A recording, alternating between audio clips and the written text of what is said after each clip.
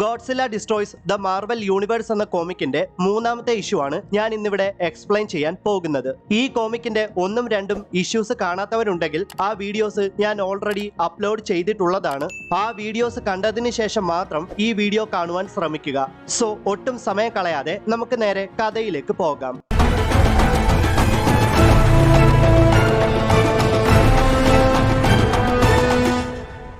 മാൻഹാട്ടനെ നശിപ്പിക്കാൻ ശ്രമിക്കുന്ന ഗോഡ്സിലെ doctor strange astral പ്ലെയിനിലേക്ക് അയക്കുന്നു. നൂറ്റാണ്ടുകളോളം ആസ്ട്രൽ പ്ലെയിനിൽ അലഞ്ഞു നടന്ന ഗോഡ്സില്ല തന്റെ മുന്നിൽപ്പെട്ട ഒട്ടുമിക്ക എല്ലാ ഡീമൺസിനെയും നശിപ്പിക്കുന്നു. ഗോഡ്സില്ലയുടെ പരാക്രമണം കണ്ടു നിൽക്കാൻ സാധിക്കാത്ത ruler of the dark dimension എന്നറിയപ്പെടുന്ന ഡോർമാമു ഗോഡ്സിലയെ നേരിടാൻ അവിടേക്കെത്തി. തന്നെ ഇല്ലാതാക്കാനായിട്ടാണ് സോർസറർ സുപ്രീം എന്നറിയപ്പെടുന്ന ഡോക്ടർ സ്ട്രേഞ്ച് ആ ബീസ്റ്റിനെ ആസ്ട്രൽ പ്ലെയിനിലേക്ക് അയച്ചതെന്ന് വിശ്വസിച്ച ഡോർമാമുവിനെ ഗോഡ്സില്ല തന്റെ പക്കലേക്ക് അങ്ങോട്ട് ചേർത്ത് പിടിച്ചിട്ട് തന്റെ അറ്റോമിക് ബ്രത്ത് പ്രയോഗിച്ച് ആക്രമിക്കുന്നു.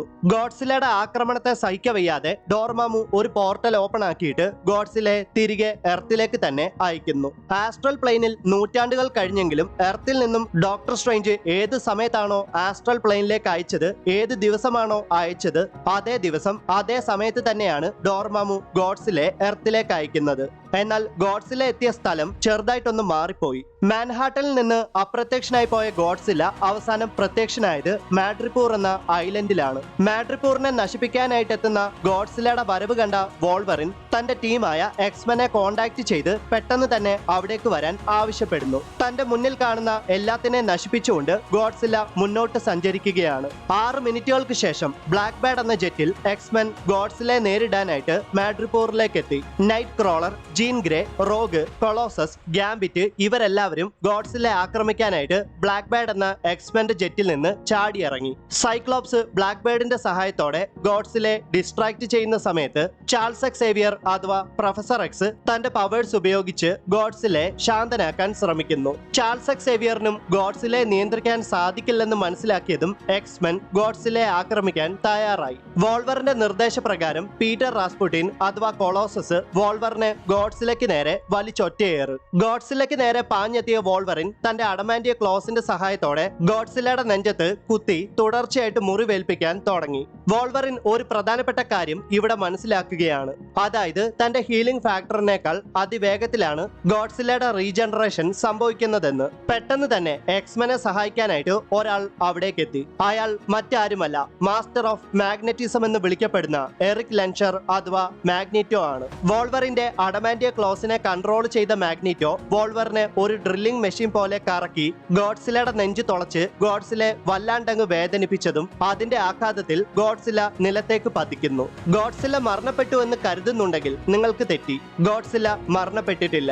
ഗോഡ്സില്ല തന്റെ അറ്റോമിക് ബ്രത്ത് മാഗ്നീറ്റോയ്ക്ക് നേരെ പ്രയോഗിക്കുന്നുണ്ടെങ്കിലും മാഗ്നീറ്റോ തന്റെ ഫോഴ്സ് ഫീൽഡുകൾ ഉപയോഗിച്ച് അതിനെ തടയുന്നു. എന്നാലും ആ ഫോഴ്സ് ഫീൽഡുകളുടെ ഉള്ളിലൂടെ മാഗ്നീറ്റോയ്ക്ക് ഗോഡ്സില്ലയുടെ അറ്റോമിക് ബ്രത്തിന്റെ ചൂട് അനുഭവിക്കാൻ സാധിക്കുന്നുണ്ട്. അത് മാത്രമല്ല, ഗോഡ്സില്ല അറ്റോമിക് ബ്രത്ത് പ്രയോഗിച്ചപ്പോൾ ഗോഡ്സില്ലയുടെ വായിൽ നിന്ന് വോൾവറിൻ തെറിച്ചു പോയിട്ട് മാഗ്നീറ്റോയെ വന്നിടിച്ച് അവർ രണ്ടുപേരും നിലത്തേക്ക് വന്ന് പതിക്കുന്നു. ഇതേ സമയത്ത് വക്കാണ്ടയിൽ ടീച്ചല്ല അഥവാ ബ്ലാക്ക് പാന്തർ ഷൂറിയോടൊപ്പം ഒരു വലിയ ഫൈറ്റിംഗ് മെഷീനായ റോബോട്ടിനെ ഉണ്ടാക്കുന്ന തിരക്കിലാണ്. എന്തായാലും അവസാനം ബ്രൂസ് ബാനറിനെ ഡോറ മിലാജെ കണ്ടെത്തിയിരിക്കുന്നു. ടീച്ചല്ലയുടെ നിർദ്ദേശപ്രകാരം ബ്രൂസ് ബാനറിനെ വക്കാണ്ടയിലേക്ക് കൊണ്ടുവരാൻ പോവുകയാണ്. ബ്രൂസ് ബാനറിനെ മാത്രമല്ല ഗോഡ്സില്ലയും വക്കാണ്ടയിലേക്ക് കൊണ്ടുവരാനുള്ള തയ്യാറെടുപ്പിലാണ് ടീച്ചല്ല. യഥാർത്ഥത്തിൽ ഇതൊക്കെ കണ്ടിട്ട് നമ്മൾ വേൾഡിനെ സേവ് ചെയ്യാൻ പോവുകയാണോ അതോ നശിപ്പിക്കാൻ പോവുകയാണോ എന്ന കൺഫ്യൂഷനിലാണ് ഷൂറി. ഇതേ സമയത്ത് മാഡ്രിപൂറിൽ ഗോഡ്സില്ല പോകുന്ന പാതയിലെ വലിയ ബിൽഡിങ്ങുകളിൽ നിന്ന് വളരെ വേഗത്തിൽ ടെലിപ്പോർട്ട് ചെയ്ത് എല്ലാവരെയും രക്ഷപ്പെടുത്തുകയാണ് നൈറ്റ് ക്രോളർ. എല്ലാവരെയും രക്ഷപ്പെടുത്തുന്ന കൂട്ടത്തില് ഒരു ഹോട്ട് സോസിന്റെ ബാരല് നൈറ്റ് ക്രോളറിന്റെ ശ്രദ്ധയിൽ പെടുന്നു. നൈറ്റ് ക്രോളർ ആ ഹോട്ട് സോസിന്റെ ബാരല് ഗോഡ്സില്ലയ്ക്ക് നേരെ വലിച്ചെറിഞ്ഞതും അതേ സമയത്ത് തന്നെ സൈക്ലോപ്സ് തന്റെ ഐബീം പ്രയോഗിച്ച് ആ ഹോട്ട് സോസിന്റെ ബാരലിൽ ഷൂട്ട് ചെയ്തതും ആ ബാരല് പൊട്ടിത്തെറിച്ച് ഗോഡ്സില്ലയുടെ മൂക്കിൽ മൊത്തം ഹോട്ട് സോസ് വീണിട്ട് ഗോഡ്സില്ല ആദ്യമായിട്ട് തുമ്മുന്നത് നമ്മൾ ഈ കോമിക്കിലൂടെ കാണുന്നു. കാണുകയാണ്. ഈ സമയത്തും ചാൾസ് സേവിയർ തന്റെ പവേഴ്സ് ഉപയോഗിച്ച് ഗോഡ്സിലയോട് കമ്മ്യൂണിക്കേറ്റ് ചെയ്യാൻ ശ്രമിക്കുകയാണ്. മനുഷ്യരും ഗോഡ്സിലയും എല്ലാവരും സമാധാനപരമായിട്ട് ജീവിക്കണമെന്നാണ് തന്റെ ഏറ്റവും വലിയ ആഗ്രഹം എന്നൊക്കെ ചാൾസ് സേവിയർ ഗോഡ്സിലയോട് കമ്മ്യൂണിക്കേറ്റ് ചെയ്യാൻ ശ്രമിക്കുന്നുണ്ടെങ്കിലും ഗോഡ്സിലയ്ക്ക് ഒരു കുലുക്കവുമില്ല. എല്ലാറ്റിനെയും നശിപ്പിച്ച് കൊന്നു കൊല വിളിക്കുക എന്നത് മാത്രമാണ് ഗോഡ്സിലയുടെ ലക്ഷ്യമെന്ന് ചാൾസ് സേവിയർ മനസ്സിലാക്കി. പെട്ടെന്ന് തന്നെ ബ്ലാക്ക് പാന്തർ എക്സ്മെനെ കോണ്ടാക്ട് ചെയ്തിട്ട് പറയുവാണ്, എത്രയും പെട്ടെന്ന് ഗോഡ്സിലെ എങ്ങനെയെങ്കിലും നിങ്ങൾ വക്കാണ്ടയിലേക്ക് എത്തിക്കണം. അവിടെ വെച്ച് നമുക്ക് ഒരുമിച്ച് ഗോഡ്സിലയെ നേരിടാം. ഗോഡ്സിലയ്ക്ക് വേണ്ടി ഒരുപാട് സർപ്രൈസുകൾ ഞാൻ വക്കാണ്ടയിൽ കരുതി വെച്ചിട്ടുണ്ട്. ഗോഡ്സില ഉറപ്പായിട്ടും വീണിരിക്കും എന്നൊക്കെ. ലേഡിയിലെ കസിനോയുടെ മുകളിൽ നിന്നുകൊണ്ട് ഗാംബിറ്റും റോഗും അവരുടെ പവേഴ്സ് ഉപയോഗിച്ച് വളരെ ഭീമാകാരമായ കാർഡുകളെ ചാർജ് ചെയ്ത് ഗോഡ്സിലയ്ക്ക് നേരെ അയക്കാൻ തയ്യാറാകുന്നു. ഗാംബിറ്റും റോഗും മാത്രമല്ല, കൊളോസസും മാഗ്നീറ്റോയും നൈറ്റ് ക്രോളറും ആ ഭീമാകാരമായ കാർഡുകളെ ഗോഡ്സിലയ്ക്ക് നേരെ അയക്കാൻ തയ്യാറായിട്ടുണ്ട്. ഒരേ സമയത്ത് അവരെല്ലാവരും ആ കാർഡ്സ് ഗോഡ്സിലയ്ക്ക് നേരെ വലിച്ചെറിഞ്ഞ് ഗോഡ്സിലെ നന്നായിട്ട് തന്നെ ആക്രമിക്കുന്നു. ഗോഡ്സിലയുടെ കാൽപാദങ്ങൾ പതിഞ്ഞ് വോൾവറിൻ സ്ഥിരം പൊക്കോണ്ടിരുന്ന ഒരു ബാർ നശിക്കപ്പെട്ടത് കണ്ട വോൾവറിൻ വളരെയധികം ദേഷ്യത്തോടെ ഗോഡ്സിലെ തെറി വിളിക്കുന്നു. ചാൾസ് സേവിയർ തന്റെ ടെലിപാത്തിക് പവേഴ്സ് ഉപയോഗിച്ച് ഗോഡ്സിലയ്ക്ക് ഒരു പ്രധാനപ്പെട്ട മെസ്സേജ് കൊടുക്കുന്നു. പെട്ടെന്ന് തന്നെ ബ്ലാക്ക് പാന്തറിന്റെ ഒരു ആസ്ട്രൽ പ്രൊജക്ഷൻ രൂപം പ്രത്യക്ഷപ്പെട്ടിട്ട് ഗോഡ്സിലയുടെ ചെവിക്കല്ല് നോക്കി ഒരടി കൊടുത്തിട്ട് ഒരു മാസ് ഡയലോഗ് അങ്ങോട്ട് അടിച്ചുവിട്ടു. വക്കാണ്ട നിന്നെ വെല്ലുവിളിക്കുന്നു.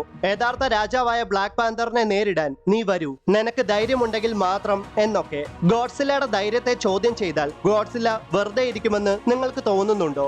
അതെ, ഒട്ടും സമയം കളയാതെ ഗോഡ്സില മാഡ്രിപ്പോറിൽ നിന്ന് വക്കാണ്ടയെ ലക്ഷ്യമാക്കി യാത്ര ആരംഭിക്കുന്നു. ഗോഡ്സില വക്കാണ്ടയിലേക്ക് യാത്രയാകുമ്പോൾ ഗോഡ്സിലയുടെ കയ്യിൽ നിന്ന് നല്ലത് കിട്ടി അവശനായി കിടക്കുന്ന ruler of the dark dimension എന്നറിയപ്പെടുന്ന ഡോർമാമൂനെ നമുക്ക് കാണുവാൻ സാധിക്കും. എക്സ്മെൻ അവരുടെ പോരാട്ടമൊക്കെ മതിയാക്കി അവരുടെ ബ്ലാക്ക് ബേഡ് എന്ന ജെറ്റിൽ ഗോഡ്സിലെ പിന്തുടർന്ന് പോകുന്നു. ഗോഡ്സിലയുടെ അക്രമാസക്തമായ ചിന്തകൾ കണക്കിലെടുക്കുമ്പോൾ എന്റെ അഭിപ്രായം പറയുകയാണെങ്കിൽ ടീച്ചല്ല ആ ബീസ്റ്റിനെ കൊല്ലാൻ എന്തെങ്കിലും വഴി കണ്ടെത്തിയേ മതിയാകൂ എന്ന് ചാൾസ് സേവിയർ ബ്ലാക്ക് പാന്തറിനോട് പറയുന്നു. ഇതേ സമയത്ത് വക്കാണ്ടയിലേക്ക് ഡോറാമിലാജയുടെ അകമ്പടിയോടെ ബ്രൂസ് ബാനർ എത്തപ്പെട്ടു.